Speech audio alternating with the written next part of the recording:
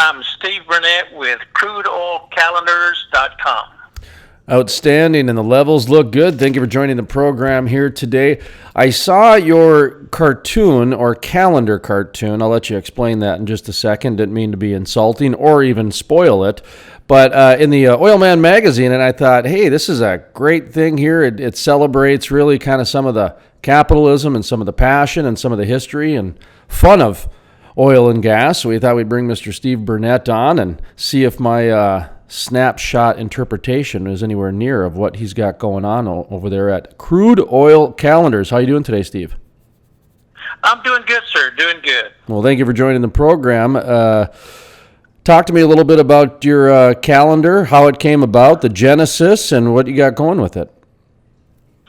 Well, the calendar is oil field, and I'm just, I've been doing cartoons since I was little. There's some cartoonists out here in West Texas that I really enjoyed, and I enjoyed the Ace Reed cartoons, and he did cartoons for newspapers, and they also sold calendars. That was how he generated his revenue. And I've worked in the oil field since I was 14 years old, and I met John Erickson, who did the Hank the Cowdog series in the mid-'80s, and he told me to cartoon what I know, and I know oil field characters, so that's where it comes from. And my dad, my brothers, and everybody that I'd graduated high school at one time or another was working in the oil fields out here. This is a little oil field community I was raised in. So my cartoons are my way of bringing humor to the industry, celebrating the field level employees, just basically saying, thanks for what you do, have a grin on me. And currently it's in 31 newspapers in 4 states, and in the Oil Man magazine, and the Petroleum Museum in Midland also carries my T-shirts and calendars. So fantastic. How long have you been doing this? My first crude oil calendars come out in 92 and 93. But back then I had to estimate my sales. I couldn't just print them up one at a time the way I can do nowadays. So in 92, I sold cartoons, in calendars, and then I estimated how big I'd have to grow in 93 to try to make it a full-time industry, and it happened to be an election year, and I had no idea how much the oil industry shuts down during election year. So 93, and then I sat on the calendars until 2014 when I was teaching petroleum technology at North Central Texas College, and I got to showing my oilfield cartoons to the students, and they really enjoyed it, so that kind of inspired me to bring it back. So I've been doing the calendars again since 2014. So taking some notes there as we're talking, and the first one I wrote down is paradigm shift of printing, and I'm sure your comment about back then you had to estimate sales, and you had to pay the printer before you even sold a calendar. And my background's printing of 25 years, so I started out on light tables, and then all of a sudden we've got computer software. So I was very, very happy and fortunate to be a part of that paradigm shift. Just like in the media, I was very fortunate to be a part of the internet paradigm shift, because I do believe there's a paradigm shift happening in oil and gas right now that is extremely important to what's going on, both from an innovation side, but also from a public perception side. And what you're doing, I really like from a public perception side, because anytime you can add a little bit of fun and a little bit of humor into something, even if it's making fun of itself, it seems to be a positive in the end. Do you know what I mean by that? Yes, sir, I do completely. And I've always said, if there's anything you're going to bring to the oil field, especially a new employee, you better bring your sense of humor, because you just got to have a sense of humor working in the field. Because sometimes at the end of the day, after you've worked 24 hours trying to get a production location back online, that's all you got left is your sense of humor. So you've been in the oil field since you were 14 years old.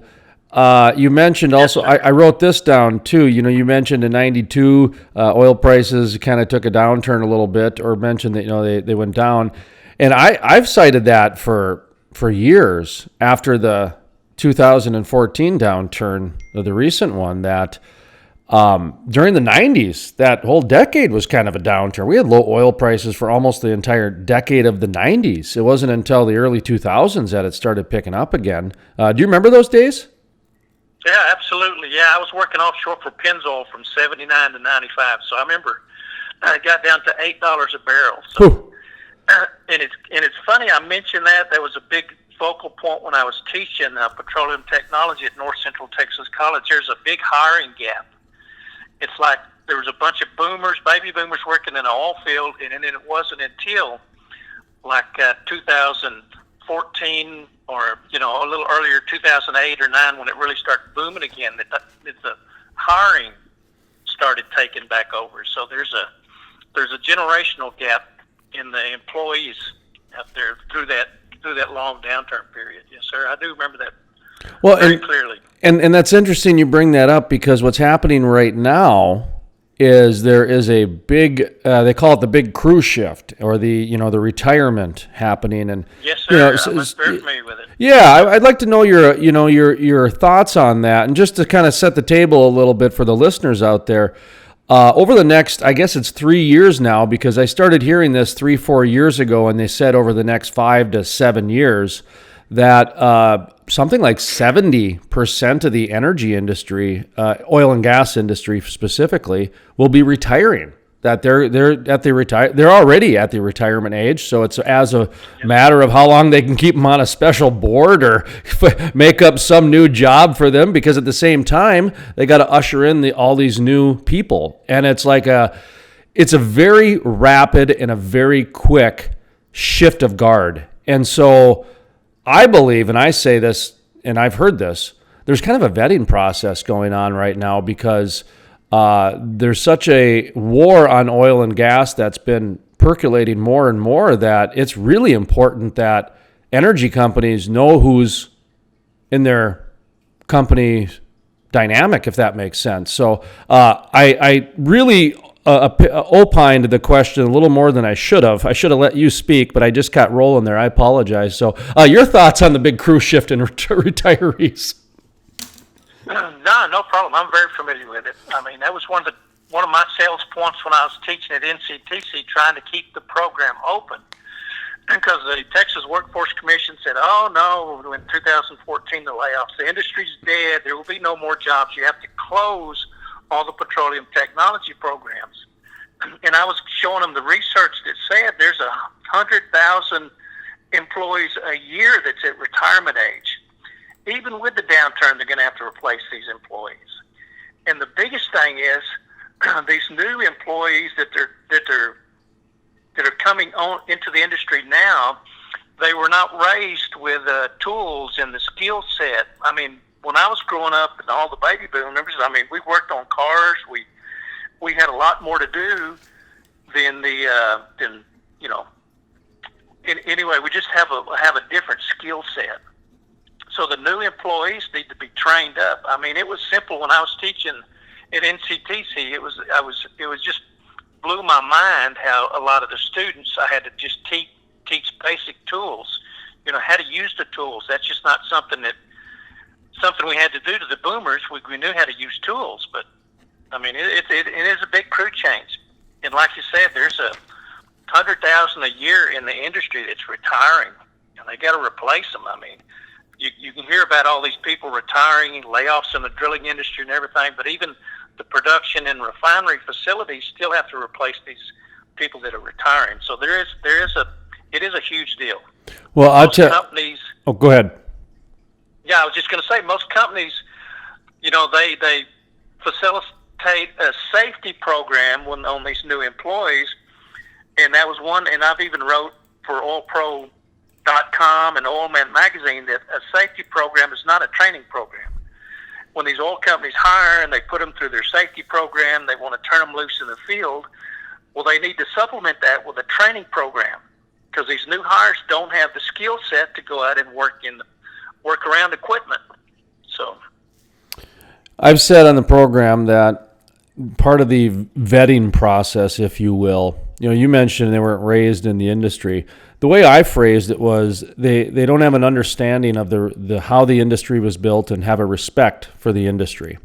And what I mean by that is I was not raised around fossil fuels. I was raised in agriculture. On the east side of a state that has energy, but it's very much like Colorado and very much like Boulder, Colorado, and very much like Austin, Texas, which is a little bit more blue than red. And in Fargo, North Dakota, that's another thing where they can control the rest of the state and it's very blue. So I actually began the crude life to go out and investigate against oil and gas. And it wasn't within 2 days I saw that they were not the villains. They were the opportunity people, the opportunity bringers. They were the ones bringing opportunity to communities to build and make better lives. Now, what happens on a local level, that's a different story. And I'm not going to blame the energy industry for doing that.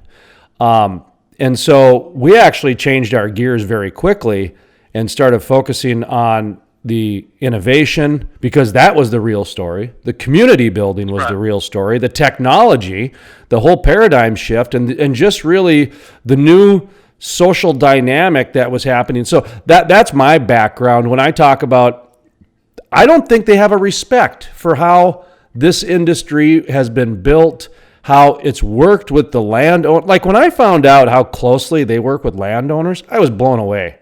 Just blown away. I mean, seed companies don't even work with farmers as closely as a lot of the landmen and energy companies work with the mineral people, for crying out loud. So do you know what I'm talking about? I mean, you grew up in the industry. I did not grow up in the industry. So fill me in a little bit on my observations as someone that didn't, grow up in it, and how I started out kind of with this narrative that, hey, fossil fuels are bad, boo. And then I go in there and I flip gears, if you will. I don't know.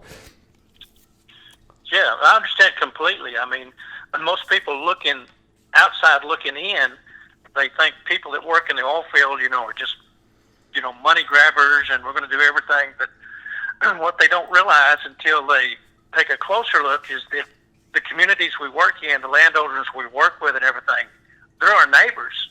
I mean, we're part of the community. We want to take care of it. We want to take care of the resources and the land. And for the most part, people that work in the industry will do everything they can to maintain that. And then a lot of people don't really realize how much the industry impacts the whole industry. Like all the plastics you deal with and all the synthetics and everything is all petroleum-based chemicals.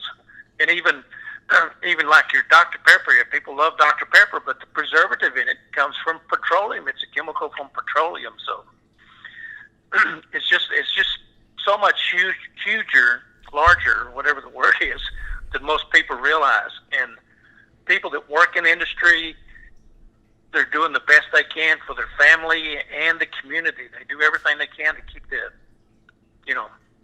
integrity of the community up. We're not just all money hungry, environmentally wasteful people that work in the industry. And I think that's one thing that a lot of people don't realize. The thing that I took away over the last 10 years getting to know this industry that I would say is very different from the other industries. Now, I've been in the media for over 25 years. I've won 2 national awards in the newspaper industry and in the radio industry. So I do, have a little bit of diversity and a little bit of background with my news ability. And the thing that I've noticed about the energy industry is that not only is what you say true in terms of the community, that, hey, these are the same people that go to church together, their kids go to school together, they all want a better life together type of a thing. That is true. But the other part that sets them apart, that apart from other industries, because, I imagine some other industries are like that too, but the executives and the CEOs are very accessible to the rough hand and the rig hands and, and the cafe owners. It just seems like the executives at the top of the, pyramid, if you will, really do actually want to know what's going on in the bottom of the day-to-day operational things, because at the end of the day, that's how they become more efficient, more innovative, and make a better sandwich or a better widget, if you will. Does that observation make any sense to you? It does. and that's been a huge shift in the industry as well. That was not the case when I went to work in the 70s and up through the 90s, actually, as far as the upper management and the people that run the company. They did not invest in the employees. They did not get in touch with them and keep up with them. For instance, back then, when I was working in the industry, they didn't promote from within. Where the industry now will promote from within, they realize the experts are actually the field employees, and they seek their input on projects, and they promote from within. And that was huge in keeping people around and keeping people motivated, but it just hasn't always been the case. It was kind of, when I went to work in industry, it was, do it my way or the highway. And, and they didn't mind coming in and articulating that to us. So that wasn't always the case. That's relatively a new thing, huh? That is relatively a new thing. Okay. That is absolutely correct, yeah. And I noticed it when the industry started promoting from within, when the industry started saying, okay, we need the field employees' input, because after all, they are the experts in as far as the equipment and stuff like that. I mean, that was a huge shift, and that's been really positive for the industry. Well, that was the thing I absolutely fell in love with. That some guy working on a well site can figure out a new vibrating tube that saves the company money, and pretty soon, a year later, he's got a company and a staff, and he's all of a sudden a president of some industrialized company that's making the world cleaner and more profitable. I love that. I mean, I've said for probably 3 or 4 years now. Like I said, I've covered a lot of different industries, and I can honestly say that it seems to me that the energy or the oil and gas industry is the last bastion for capitalism right now, in terms of is close to a capitalistic opportunity and community building positive things that come out of capitalism left. Everything else just seems so regulated and subsidized. Yeah, that's true. And a good example would be the middle and Odessa Permian Basin. I mean, there are so many new companies down there that are taking advantage of the industry, and the employees that they bring in. I mean, it's just growing like crazy down there. It's just amazing. So what's going on for your calendar? We better get back to the topic at hand, because I could chew the fat with you all day, man. Steve Burnett, Crude Oil Calendars, and in newspapers and magazines, and you can buy calendars. I imagine you got one ready for 2020? Yes, sir. The 2020 is ready. I would like to mention that all proceeds from the Crude Oil Calendars will now be going to Oilfield Helping Hands and or the Destin Derrick Clubs for the rest of my 2000. Both of these are organizations that are based in the oil field, and they provide fundraisers for, the oil field is still a very dangerous industry, and they provide when families for some reason find themselves in a situation where they need extra finances. And the Destin Derrick Clubs, they do a lot of fundraisers for education. They provide scholarships for people that are wanting to go to work in the industry, so they can train and get the skill set they need to go to work in the petroleum industry. And what was the name of the two organizations that the Crude Oil Calendars, the proceeds for the 2020 calendar, go to? Yeah, it's Oilfield Helping Hands and the Destin Derrick Clubs. You can find them on their website, which I don't have handy right now, but you can just web search Oilfield Helping Hands, or it's the Association of the Destin Derrick Clubs, and find the local one near your oil industry, wherever you want the money to go to. And in their logo, I'll put your logo and say you're a proud sponsor of the Oilfield Helping Hands of the Permian Basin, for instance. So where can people buy your calendars? I imagine you have a website. I do. You can get the calendars at crudeoilcalendars.com. Well, that's pretty easy to remember. Is it a 12-month calendar, a standard one? Yes, sir. It's a 12-month standard calendar.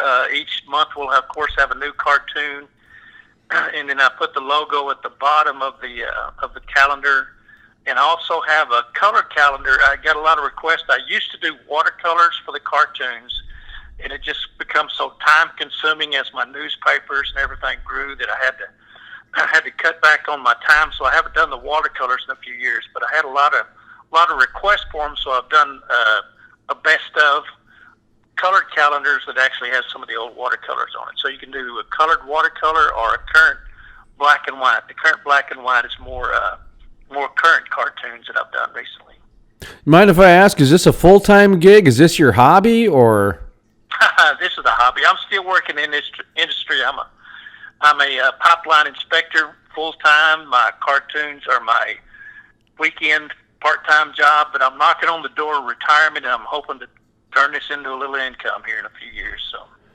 Well, hopefully you'll be able to. Are the calendars selling pretty good? I know that, obviously I was in publishing for 20-some years, and I know what happened in the print industry. It declined quite a bit. It's never going to go away, but it's right. At the same time, it's certainly finding a niche. And calendars seem like something that would do pretty well still on the print side of things versus some of the other casualties of right. print, if you will. Right. Are the calendars selling pretty good?